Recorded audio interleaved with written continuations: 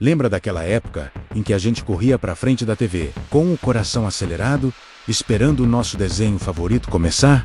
A gente torcia pelo herói, claro, mas e se eu te disser que em muitos casos, o vilão era secretamente a verdadeira estrela? Se você também sente saudade dessa época mágica, já se inscreve aqui no canal, porque hoje a gente vai fundo numa nostalgia que vai te arrepiar. Nos anos 80, o mundo era mais simples. A luta do bem contra o mal era clara, desenhada em cores vibrantes. He-Man erguia sua espada e gritava: "Eu tenho a força!" E nós acreditávamos. Mas do outro lado do campo de batalha, em um castelo com formato de caveira, existia uma figura que, convenhamos, era muito mais interessante. O esqueleto. Pensa comigo. He-Man era o príncipe Adam. O cara perfeito, forte, nobre, com um cabelo impecável.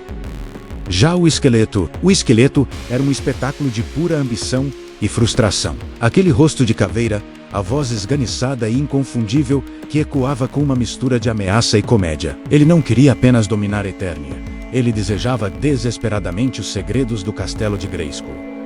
Era uma obsessão que o definia. Enquanto He-Man resolvia tudo na base da força bruta, o esqueleto usava a cabeça. Bom, o que restou dela?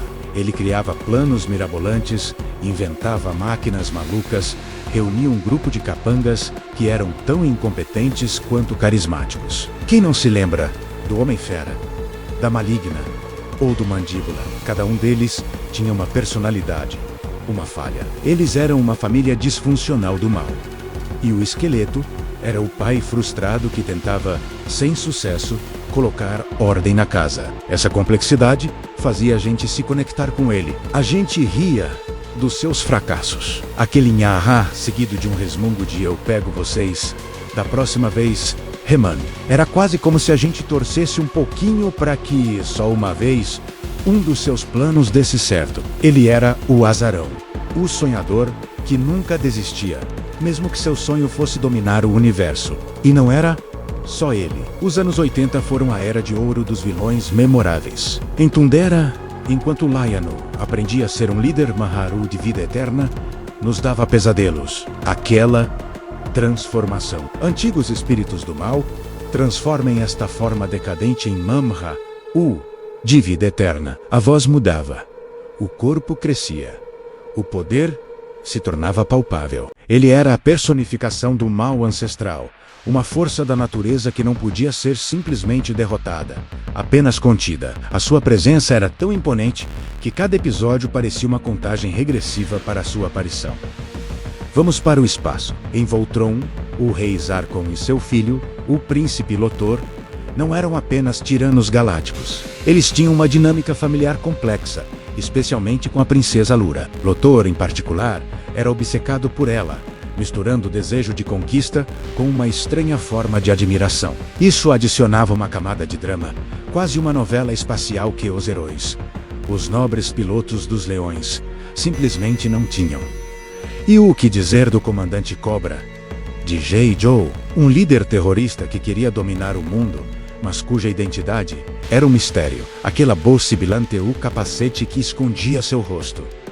Ele era mais uma ideia do que um homem. Seus planos eram grandiosos e muitas vezes absurdos. Ele tinha um exército, tecnologia de ponta, mas era constantemente sabotado pela sua própria arrogância e pela incompetência do Destro ou da Baronesa. A gente assistia não só para ver os Joes vencerem, mas para ver de que forma espetacular o comandante Cobra iria falhar dessa vez.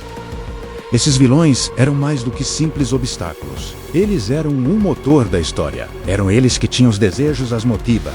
Eis os passados misteriosos. O herói, muitas vezes, apenas reagia. O herói era o muro.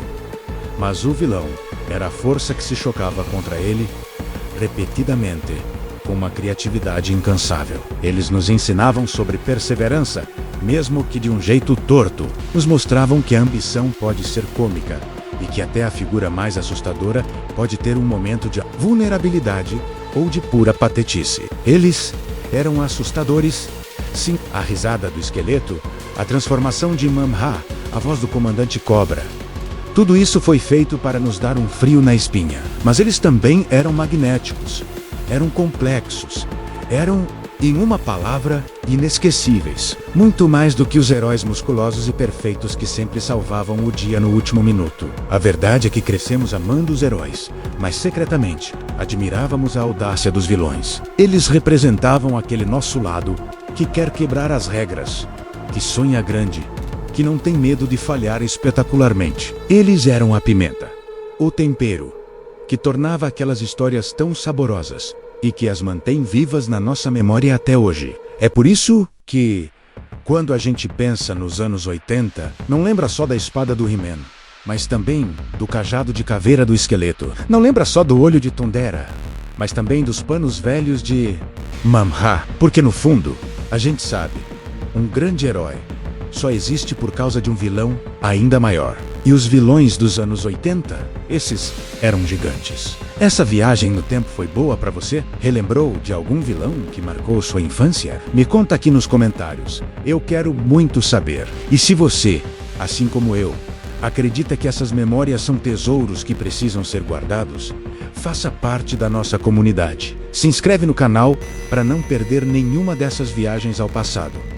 A gente se vê no próximo vídeo. Obrigado por assistir.